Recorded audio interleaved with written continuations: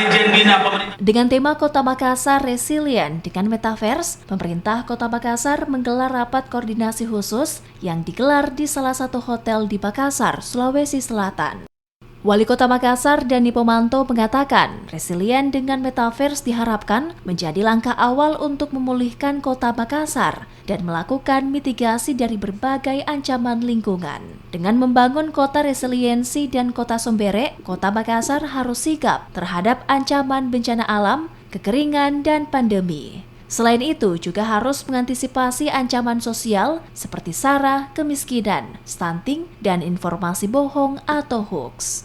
Dani Pomanto juga membahas solusi permasalahan transportasi, yakni dengan mengadakan kendaraan listrik sebagai kendaraan dinas. Dani pun meminta sinergitas antar organisasi perangkat daerah terus ditingkatkan.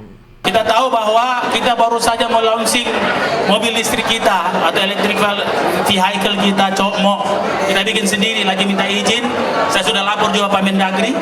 Pak Mendagri bilang cepat urus izinnya, termasuk izin industrinya. Kalau itu masukkan di katalog, pemerintah kota, pemerintah pusat akan mendukung. Kedua, kebijakan saya tidak ada lagi kita beli mobil berbahan bakar fosil. Dan sudah kebijakan sekarang semua mobil sekarang listrik untuk di pemerintah Kota Makassar. Yang ketiga, tentunya kita harus membuat ekosistem ini ya agar masyarakat punya semangat low carbon city. Bahkan teman-teman dari Amerika yakin kita bisa net zero carbon city. Ya, begitu teman-teman dari peneliti-peneliti Amerika yang bekerja sama dengan pemerintah kota. Insya Allah kita komitmen karena itu bahagian daripada resiliensi. Menurut Dani Pomanto, pemerintah Kota Makassar siap menampung berbagai masukan dan kritik dari pemerhati lingkungan untuk mengantisipasi dan mencari solusi berbagai permasalahan lingkungan yang terjadi di Makassar.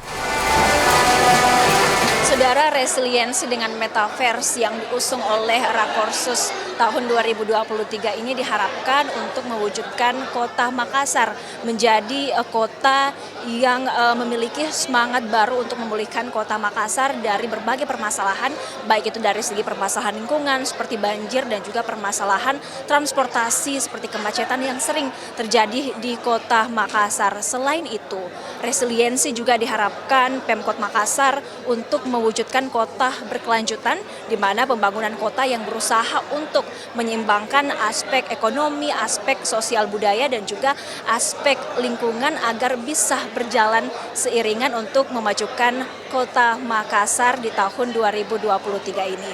Wafik Asisa, Rama Pratama, Kompas TV Makassar, Sulawesi Selatan.